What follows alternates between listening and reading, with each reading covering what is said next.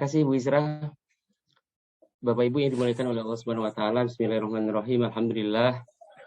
Alhamdulillahilladzi syarafana biqudumi Ramadan. Hayya lana musim al-ibadati wat ta'ati wal ghufran. Asyhadu an la ilaha illallah wahdahu la syarikalah wa asyhadu anna Muhammadan abduhu wa rasuluhu la nabiyya ba'dah. Allahumma fashalli wa sallim wa barik ala hadzal nabiyil karim wa rasulil azim sayyidina Muhammadin wa ala alihi wa ashabihi ajmain. Amma ba'd, fa uhayyikum bi tahiyyatil Islam, tahiyyati ahlil jannah. Assalamualaikum warahmatullahi wabarakatuh. Waalaikumsalam warahmatullahi wabarakatuh. Alhamdulillah, puji syukur malam hari ini bisa silaturahim lagi dengan Bapak Ibu sekalian. Sudah lebih dari 4 tahun yang jelas nggak ketemu Bapak Ibu, dan malam hari ini diberikan momentum oleh Allah Subhanahu wa taala untuk bersilaturahim. Semoga bisa memanjangkan dan memanjangkan usia kita dan melapangkan rezeki kita. Kalau kita maknai ini sebagai tholabul ilmi, maka semoga ini bagian dari cara kita yang konstan untuk tetap right track dalam rangka untuk menjadikan kita ini sebagai pewarisnya para nabi. Kalau kita maknai ini sebagai sebuah forum ukhuwah, maka semoga dengan cara seperti inilah kita akan diberdayakan oleh Allah Subhanahu wa taala, kita akan dipakai oleh Allah Subhanahu wa taala dalam kerangka untuk memenangkan agamanya. Bapak Ibu yang dimuliakan oleh Allah Subhanahu wa taala, Pak Romi, saya bisa share screen nggak ya? Ya, silakan Ustaz. Oke, siap. Bapak Ibu yang dimuliakan oleh Allah Subhanahu wa taala, malam hari ini kita ngaji bareng lah ya. Kita ngaji bareng setelah sudah lama kita nggak ngaji. Nggak ngaji, maksudnya nggak ketemu dalam majelis beginilah gitu. Jadi tugas kami pada malam hari ini yang dimintakan oleh Bu Isra sama Pak Romi itu adalah diminta untuk kita tarhib Ramadan. Ini taklim menghadapi bulan Ramadan, dan karena salah satu hal yang tidak bisa dilepaskan dari paket ibadah Ramadan itu terkait dengan ketahanan keluarga, maka saya coba untuk mengambil sisi ini. Karena kalau kaitannya dengan keutamaan Ramadan sebagai lorong kemuliaan, ada di situ saum yang akan menghapuskan dosa kita yang sudah berlalu, qiyam Ramadan yang juga akan menghapuskan dosa-dosa yang kita berlalu. Kemudian juga ada qiyam Lailatul Qadar yang juga merupakan bagian dari cara kita untuk merekayasa masa depan kita. Setahun yang akan datang kita ingin menjadi seperti apa, maka qiyam pada saat Lailatul Qadar atau mencari dengan penuh kesungguhan Lailatul Qadar itu menjadi salah satu arahan dari Rasulullah agar kita mampu untuk merekayasa masa depan kita setahun yang akan datang, kita ingin buat seperti apa. Lorong kemuliaan Ramadan, kalau Ramadan itu adalah pintu surganya dibuka lebar-lebar, kemudian pintu nerakanya ditutup, setan-setan dibelenggu, ya kan. Puasa Ramadan itu adalah khas hanya milik Allah Subhanahu wa taala, dan Allah Subhanahu wa taala yang berhak untuk memberikan ganjarannya, dan seterusnya. Itu sudah sangat-sangat kita pahami, dan semoga ini hanya bagian dari reminder kita terkait dengan keutamaan itu. Nah, yang ingin kami tandaskan itu kaitannya nanti terkait dengan masalah ketahanan keluarga. Tapi sebelum itu saya coba untuk mereminder lah kita terkait dengan Ramadan yang sebentar lagi insya Allah akan Allah hadirkan. Harusnya menjadi Ramadan paling indah dalam kehidupan kita. Ramadan 1444 Hijriah ini harusnya menjadi Ramadan yang paling indah dalam kehidupan kita, karena meskipun belum tahu juga apakah Ramadan 1444 ini jadi mampir dan mencelup hidup kita, tapi kan itu obsesi kita, itu permohonan kita sama Allah. Tapi kalau kemudian kita mendapatkan Ramadan tahun ini, kan nggak ada garansi juga tahun depan kita akan berada di Ramadan tahun 1445. Makanya azam yang coba kita kuatkan dan kita kokohkan adalah bagaimana kita sukses untuk menggapai kemuliaan Ramadan itu. Nah, setidak-tidaknya kalau kita coba kaji literatur dari para ulama, mereka mengajarkan setidak-tidaknya kita harus memiliki 5M ini. Jadi melakukan i'dad Ramadan, seperti yang sedang kita lakukan di tarhib Ramadan. Kemudian kita harus merancang amaliyah Ramadan yang akan kita gulirkan dalam Ramadan tahun ini. Kemudian setiap jenak Ramadan yang begitu singkat, meskipun 30 hari atau 29 hari atau 1 bulan, tapi ternyata Ramadan itu pasti akan berlalu begitu cepatnya.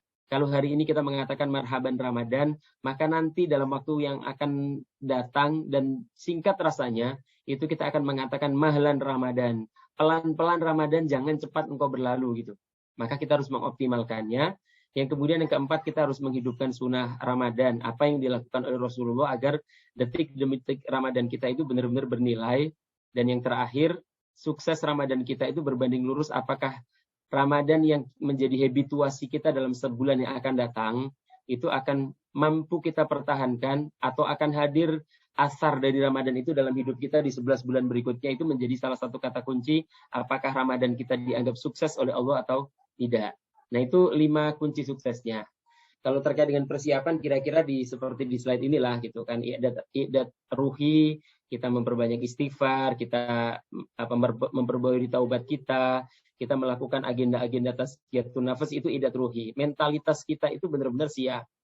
Jangan seperti, mohon maaf, mayoritas dari umat kita yang karena doa Allahumma balighna Ramadan itu sudah mereka hafal dari kanak-kanak. Jadi setiap Rajab tiba mereka berdoa Allahumma barik lana fi Rajab wa Sya'ban wa balighna Ramadan, tapi makna kesungguhan mereka untuk mendapatkan Ramadan itu kita nggak bisa inilah, karena mentalitas untuk mendapatkan Ramadan ternyata masih jauh juga gitu.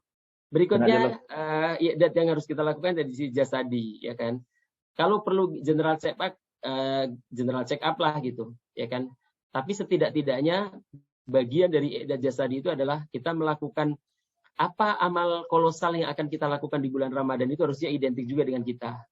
Kalau kemudian Imam Nawawi itu mengatakan Ramadan itu harus ada rawatibnya, kalau seakan-akan sholat fardu itu ada rawatib qobliyah sama ba'diyah, maka puasa Ramadan itu ada rawatibnya. Puasa qobliyahnya itu adalah bulan Sya'ban, nanti ba'diyahnya adalah 6 hari bulan Syawal itu. Maka pembiasaan ini penting.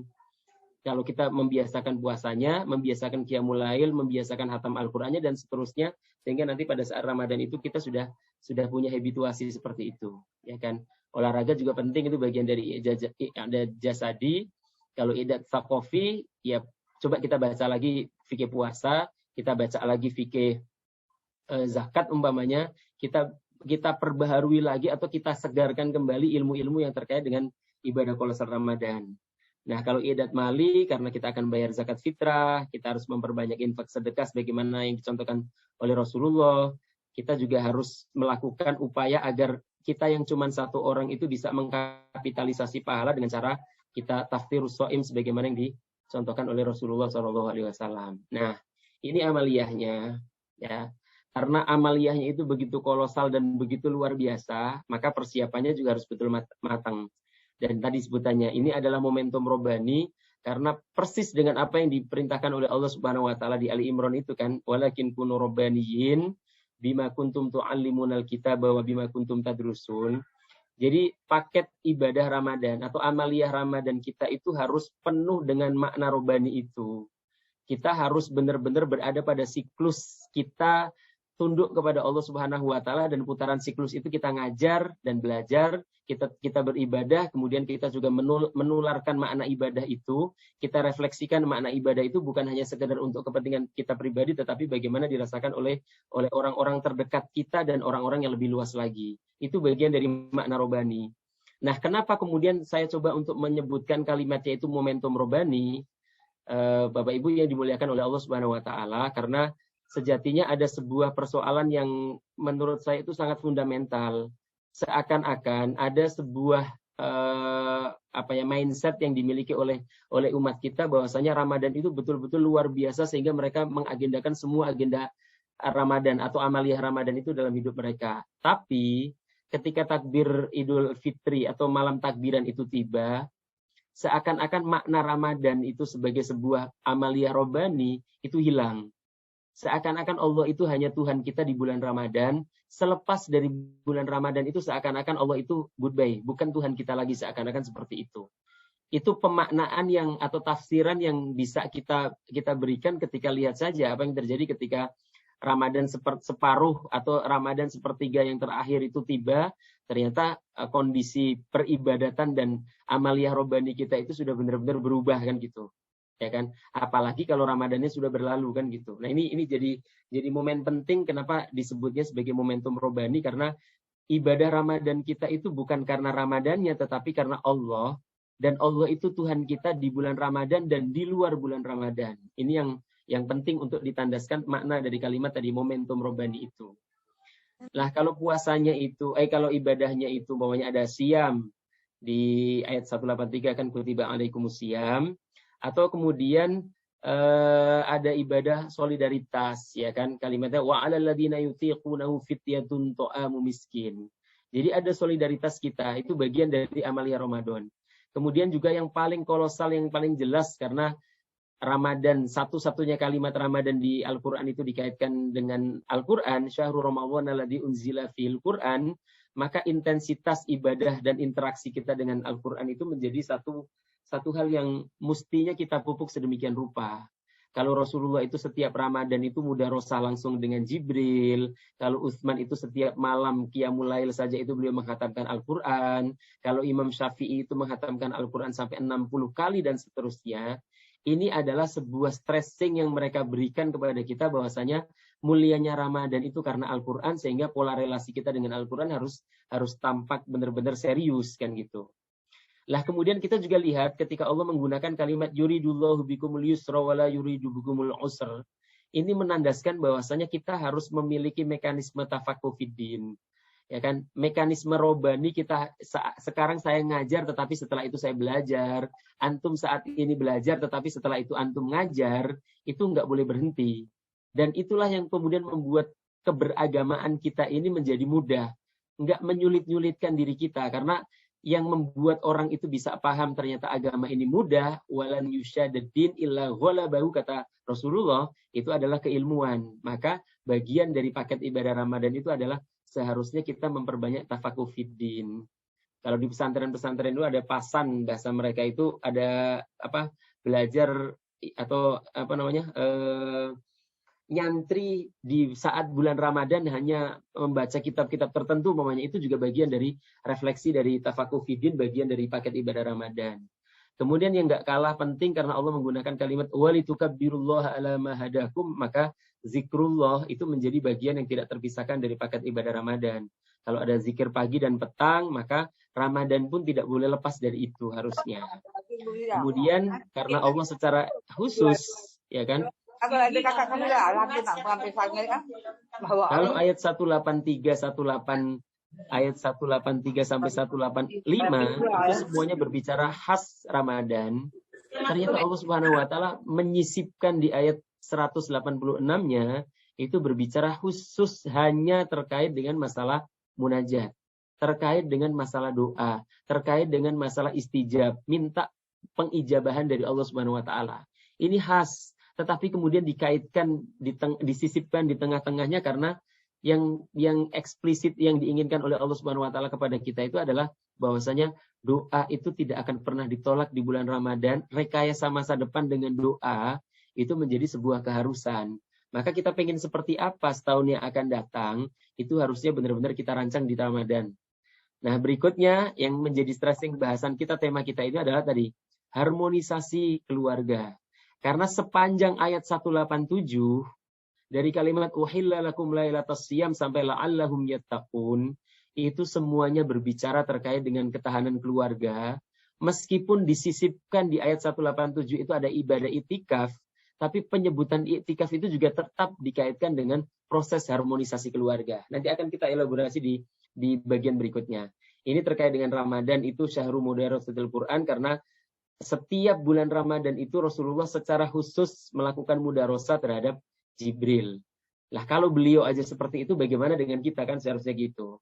Nah, ini menghidupkan sunnah Ramadan, ya kan, menginapkan niat, paling tidak malam hari kita sudah niat sahur, mengakhirkan sahur, banyak taubat dan istighfar di waktu sahur, kemudian istiqomah sholat tarawih, banyak zikir dan doa, menjaga lisan kita, menjaga pandangan dan pendengaran, menjaga anggota badan dari perbuatan yang tidak bermanfaat, membaca dan menghatamkan Al-Quran, menyegerakan berbuka puasa dengan rutop atau dengan kurma dan air putih, dan berdoa ketika buka puasa, fokus ibadah pada 10 malam terakhir atau itikaf, kemudian memberikan buka puasa, itu semuanya bagian dari optimalisasi dengan menghidupkan sunnah Ramadan. Ini yang sebelum kita bahas elaborasi ayat tadi, ini penting karena kaitannya dengan setahun yang akan datang kita pengen jadi seperti apa. Rekayasa masa depan kita dalam kurun setahun yang akan datang itu bisa kita lakukan sebagaimana yang diinformasikan oleh Allah Subhanahu wa taala di surat Ad-Dukhan ya, di ayat yang keempat ketika Allah menggunakan kalimat ketika bicaranya kan inna anzalnahu fi lailatin mubarakatin inna kunna munzirin, kalimatnya fiha yufraku kullu amrin hakim. Artinya pada malam Lailatul Qadar itu rekayasa masa depan kita itu sedang berlangsung. Maka kita pengen seperti apa? Nah, di titik itulah kemudian kita harus minta sama Allah Subhanahu wa taala. Nah, maka ini menjadi salah satu hal yang tadi nggak boleh kita lupakan, dan ini kaitannya nanti bahkan disandingkan langsung dengan harmonisasi keluarga. Wala tubashiruhunna wa antum aakifuna fil masajid. Momentum untuk mendapatkan Lailatul Qadar itu adalah dengan i'tikaf, dan ketika berbicara terkait dengan Lailatul Qadar dan i'tikaf, itu Allah sandingkan dengan harmonisasi keluarga karena ada kalimat wala tubashiruhunna wa antum aakifuna fil masajid. Artinya rekayasa masa depan terkait dengan keluarga kita, ketahanan keluarga itu juga penting banget, dan itu dikaitkan dengan Lailatul Qadar. Itu dikaitkan dengan persoalan i'tikaf. Nah, Bapak Ibu yang dimuliakan oleh Allah Subhanahu wa taala, kenapa kok tadi pertanyaannya kok kenapa bahasanya kok lebih memilih ke ketahanan keluarga? Jadi bukan persoalan saya di prodi hukum keluarga Islam atau riset saya itu bahasanya terkait dengan ketahanan keluarga, atau roadmap riset saya di Tridharma Perguruan Tinggi saya coba untuk arahkan ke persoalan-persoalan keluarga atau ketahanan keluarga, bukan. Tapi karena secara langsung paket ibadah Ramadan itu secara eksplisit Allah Subhanahu wa taala menyebutkan tidak boleh terlepas dari yang namanya ketahanan keluarga. Lihatlah satu ayat full di ayat 187, kalau di mushaf kita itu setengah halaman persis. Itu semuanya berbicara terkait dengan paket ibadah Ramadan. Kalau coba kita mentadaburi ayat itu, ya, maka lihatlah sebagaimana yang kami tuliskan di slide itu, lihat ketika Allah Subhanahu wa taala memulai dengan kalimat uhilla lakum lailatas siyamir rafathu ila nisaikum. Ini Allah Subhanahu wa taala secara khusus itu memberikan syariat yang berbeda dengan syar'un man qablana, dengan syariat-syariat umat sebelum kita. Ya kan, umat-umat sebelum kita kan diwajibkan juga untuk mereka puasa. Tetapi harmonisasi keluarga dengan mereka melakukan hubungan biologis di malam harinya itu juga terlarang sebagaimana siang harinya mereka terlarang untuk melakukan itu. Tapi Allah Subhanahu wa taala begitu tahu tentang kondisi kemanusiaan, kondisi ada detail-detail susunan sel-sel tubuh kita itu seperti apa, itu kan Allah paling tahu. Dan ternyata kebutuhan biologis itu tidak pernah bisa dilupakan, tidak pernah bisa diputuskan, sehingga Allah Subhanahu wa taala kemudian memberikan dispensasi itu dengan mengungkapkan uhilla lakum lailatas siyamir rafathu ila nisaikum. Artinya halalnya hubungan biologis di malam hari bulan Ramadan itu menjadi sebuah bentuk rahmatnya Allah Subhanahu wa taala, dan itu menunjukkan tentang urgensi hubungan suami istri, urgensi keluarga di mata Allah Subhanahu wa taala. Nah, ini penting. Kenapa ketahanan keluarga? Kenapa Ramadan itu menjadi titik tolak atau muntolaknya ketahanan keluarga? Karena secara eksplisit Allah membahas itu dengan sangat detail. Uhilla lakum lailatas siyamir rafathu ila nisaikum. Itu yang pertama. Kemudian disusul oleh Allah Subhanahu wa taala dengan ungkapan hunna libasul lakum wa antum libasul lahun. Bapak Ibu yang dimuliakan oleh Allah Subhanahu wa taala, ini kaitannya sama pola relasi. Bagaimana sih idealnya hubungan seorang suami dengan istri, ya kan? Itu Allah Subhanahu wa taala menganalogikan relasi suami istri itu dengan pakaian. Ya kan, kalau kemudian kita anggap pakaian ini adalah momennya fungsinya sebagai pelindung tubuh, sebagai sebagai alat untuk mempercantik diri, sebagai alat juga untuk menutup aurat kita, sebagai tanda bahwasanya seseorang yang memakai pakaian itu nanti kelasnya itu di mana atau marwahnya, setidak-tidaknya menunjukkan marwah seseorang. Tapi yang lebih penting dari itu Bapak Ibu yang dimuliakan oleh Allah Subhanahu wa taala, kaitannya dengan pakaian, karena seseorang ketika memakai pakaian itu nggak mungkin pakaiannya itu tidak lekat dengan dirinya, ya kan? Pakaian yang kita kenakan ini kan pasti ngantil dengan badan kita gitu, ya kan? Lah seperti itulah ketika Allah Subhanahu wa taala menginginkan pola relasi antara suami istri. Hunna libasul lakum wa antum libasul lahun. Mereka para istri kalian itu adalah pakaian bagi kalian dan kalian itu juga pakaian bagi mereka. Jadi bagaimana suami istri itu saling melindungi, saling menutup aib mereka, saling mempercantik pasangannya, dan kemudian menjadi simbol marwah mereka di hadapan masyarakatnya. Ini kan penting banget gitu. Jangan seperti yang masyarakat kita lakukan saat ini. Mereka curhat terkait dengan pola hubungan mereka di media sosial. Seakan-akan sudah tidak ada tabir lagi, tidak ada privasi lagi antara suami dan istri. Itu semuanya diumbar sedemikian rupa. Mana fungsi pakaian itu kan gitu, ya kan? Ketika Allah Subhanahu wa taala menyiratkan dan itu menjadi bagian yang tidak terpisahkan dari bulan Ramadan, maka kalaupun kemudian mungkin kemarin-kemarin kita masih seperti itu, maka cek ketika Allah menghadirkan itu bagian dari paket ibadah Ramadan, harusnya ini menjadi titik tolak untuk tadi mengidealkan kembali atau kembali kepada format ideal, pola relasi kita dengan pasangan kita itu harusnya begini. Seperti layaknya baju yang nempel dengan badan kita ketika kita pakai, dia melindungi kita, dia menutup aib kita, dia menutup aurat kita, dia mempercantik kita, ya kan? Dan seterusnya. Bahkan kemudian menjadi simbol kita ini punya marwah di hadapan lingkungan, di hadapan masyarakat ketika bersama dengan pasangan kita. Ya, pasangan kita itu simbol marwah kita. Maka saya teringat ketika kalau bahas kalimat ini itu dengan guru kami ketika kami kuliah dulu waktu masih muda, itu ketika beliau memaknai kalimat litaskunu ilaiha, itu bukan persoalan sakinah, ya kan? Ini bagian dari cara beliau menafsirkan ayat itu. Beliau mengatakan ketika seorang anak manusia, seorang muslim itu menikah, maka pada saat itu dia punya alamat baru. Ya kan, sakan itu kan artinya asrama atau tempat tinggal. Maka pasangannya itu adalah alamat baru kita.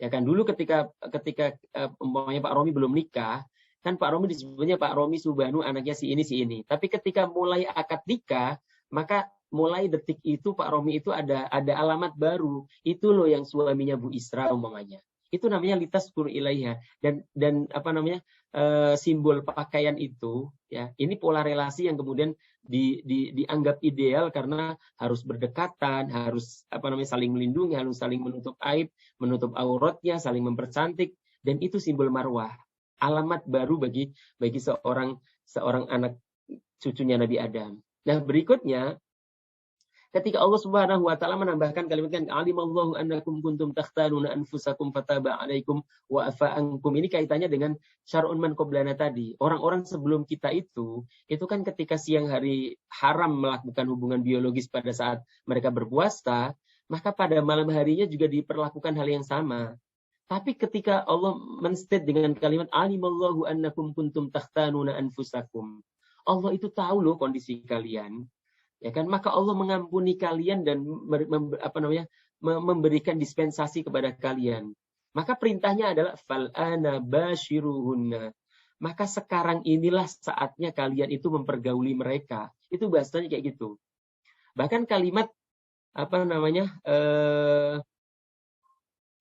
kalimat fal'ana bashiruhunna, mohon maaf ini kalau secara fikih itu ternyata ada juga para ulama yang kemudian mengatakan bahwasanya di antara hal yang mengundang keberkahan atau di antara hal yang dilakukan untuk membatalkan puasa, mohon maaf ini kalimatnya agak itu adalah ayatnya jelas fal'ana bashiruhunna, ya kan? Bahkan ketika menafsirkan kalimat berikutnya wabtahu ma kataballahu lakum, kan saya menulisnya Ramadan titik tolak harmonisasi keluarga dan momentum meraih mawaddah dan rahmahnya. Kenapa?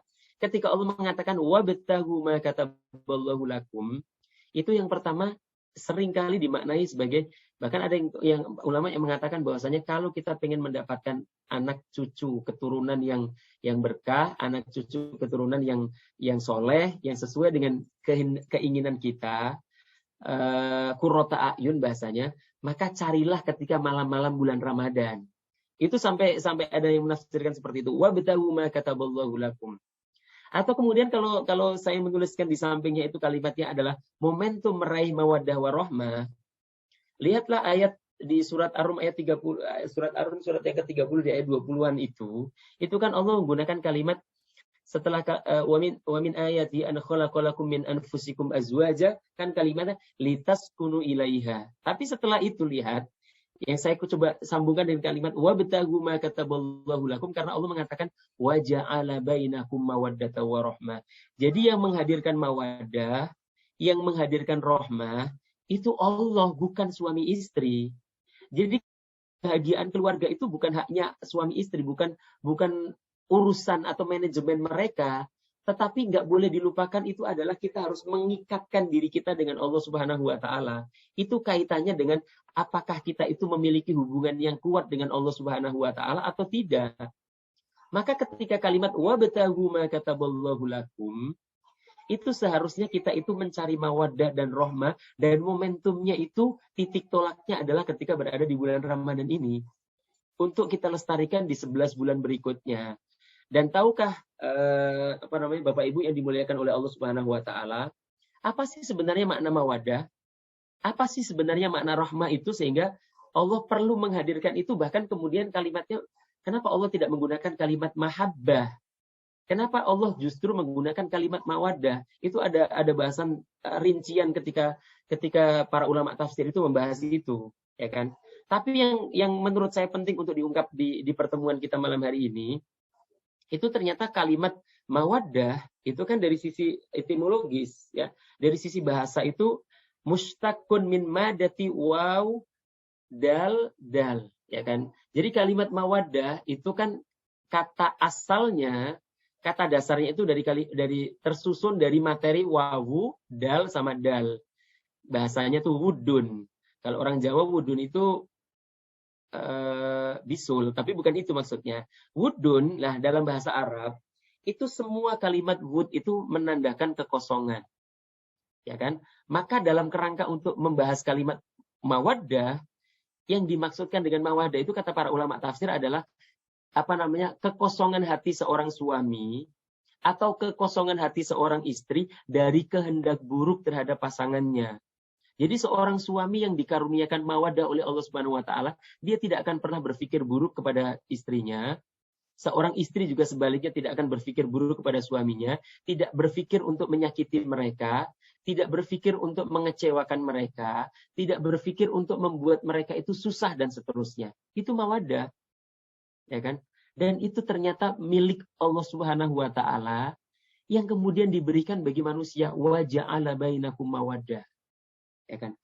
Bisa dibayangkan ketika seorang suami itu hatinya kosong dari kehendak buruk terhadap suaminya, atau ketika seorang istri itu hatinya kosong dari kehendak buruk kepada suaminya, kan kehidupan mereka adalah kehidupan yang penuh dengan welas asih. Kehidupan mereka itu sudah nggak ada lagi pikiran-pikiran negatif terhadap pasangannya, karena mereka begitu kosong hatinya itu dari kehendak buruk itu. Itu namanya mawaddah. Dan momentum untuk mendapatkannya itu pada saat Ramadan. Kalau lihat kalimat ini ya, meskipun mungkin kalau bahasa secara umumnya adalah keterikatan kuat kita dengan Allah Subhanahu wa Ta'ala, kuwatus silah billah kita kepada Allah Subhanahu wa Ta'ala lah yang akan menghadirkan mawaddah itu dalam kehidupan kita. Lah yang kedua, kan kalimatnya wa ja'ala bainakum mawaddata wa rahmah.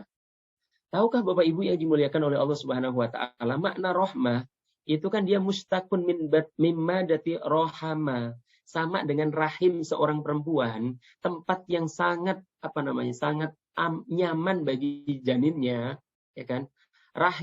Rahmat itu yang dimaksudkan itu kalau para ulama tafsir itu mereka mengungkapkan dengan kalimat sebuah kondisi psikologis di mana seorang suami atau seorang istri itu melihat pasangannya dalam kondisi, mohon maaf, kepayahan, dalam kondisi kesulitan, dalam kondisi kesusahan, dalam kondisi mungkin nggak idealnya orang normal. Maksudnya karena terhimpit dengan berbagai macam kewajiban dan tugas-tugas mereka, sehingga mereka payah, mereka kesulitan, mereka capek, mereka lemah dan seterusnya.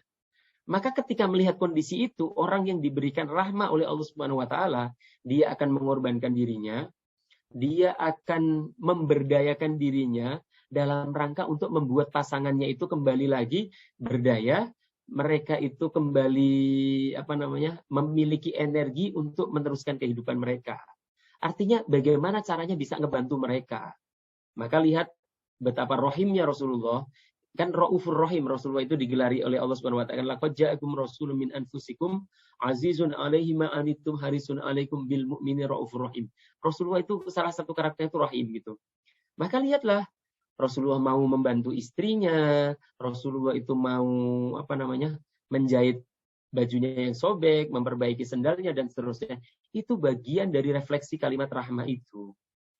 Maka ketika ungkapannya fal'ana basyiruhunna wabtaghu ma kataballahu lakum, versi saya, tadabbur saya terhadap ayat ini, itu saya kok kepikiran bahwasanya Ramadan itu seharusnya menjadi titik tolak harmonisasi keluarga dan titik di mana kita benar-benar serius minta sama Allah, pemilik mawaddah sama rahmah itu, kita bersama-sama dengan pasangan kita, yuk kita sama-sama duduk, kita kita menengadahkan tangan kita bermunajat, kita ikatkan kuat-kuat hati kita dengan Allah Subhanahu wa taala agar Allah berkenan mengalirkan mawaddah dan rahmahnya itu dalam kehidupan kita. Itu sampai kayak gitu harusnya. Ya kan? Nah, berikutnya ya cuman berhenti sampai di situ saja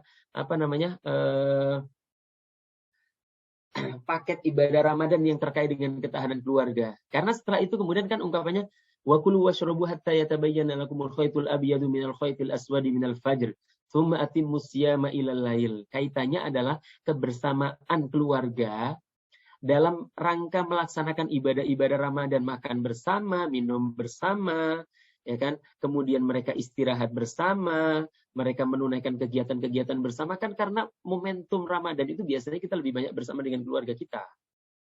Ya kan? Karena mungkin tugas-tugas mungkin tidak lebih banyak dibanding hari biasa, hari-hari jam kerjanya juga dipangkas dan seterusnya.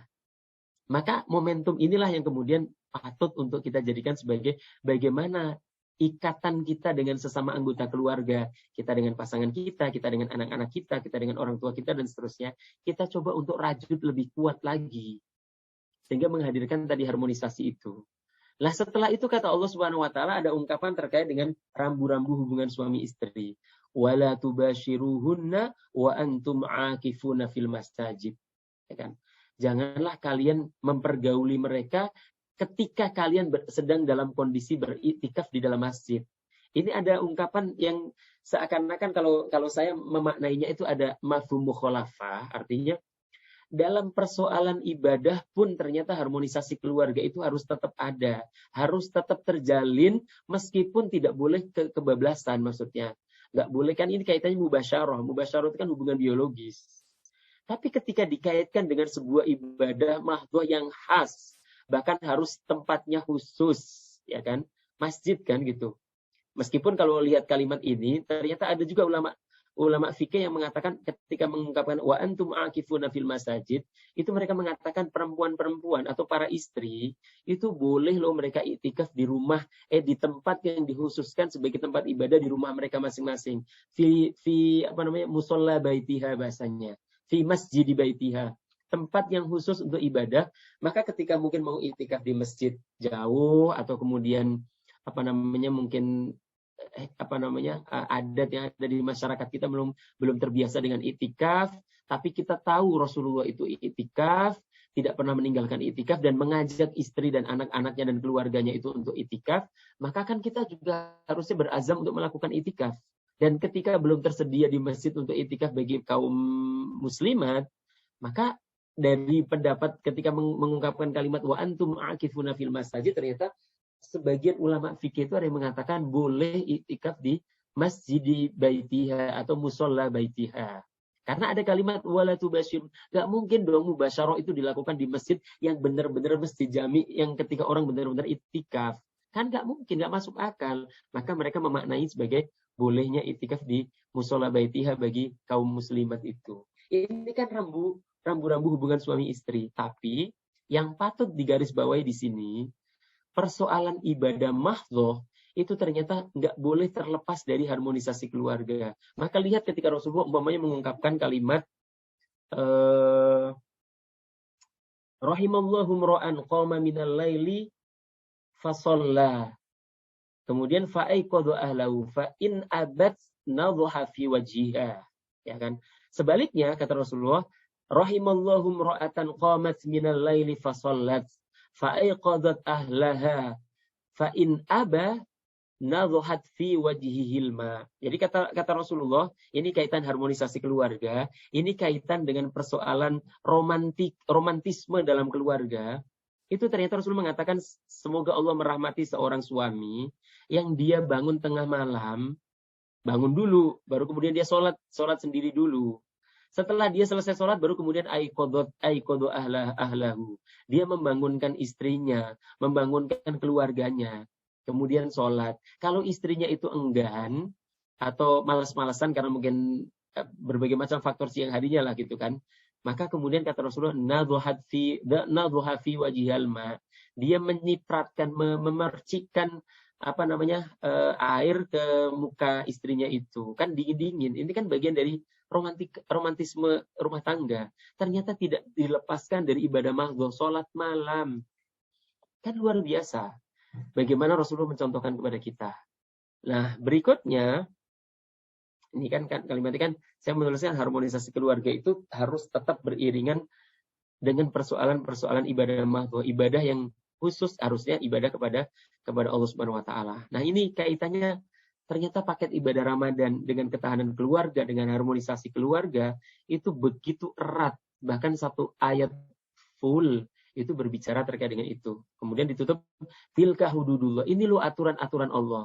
Bisa dibayangkan persoalan harmonisasi keluarga, persoalan hubungan biologis di malam hari bulan Ramadan, persoalan bagaimana pola relasi ideal suami dan istri, bagaimana Ramadan itu titik tolak harmonisasi keluarga, bagaimana rambu-rambu hubungan suami istri, bagaimana harmonisasi keluarga itu tetap harus beriringan dengan ibadah mahdhah, itu disebut sebagai tilka hududullah. Ini loh aturannya Allah. Fala taqrabuha, maka kalau sudah menjadi batas yang nggak boleh dilanggar, kan tadi rambu-rambu, maka jangan mendekati itu, ya kan?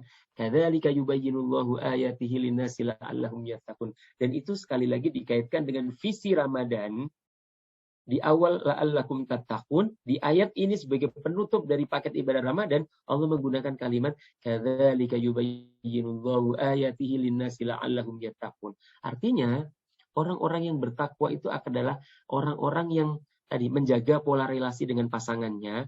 Orang-orang yang bertakwa itu buahnya adalah bagaimana keluarganya harmonis. Orang-orang yang bertakwa itu adalah orang-orang yang mampu untuk menegakkan ketahanan keluarga.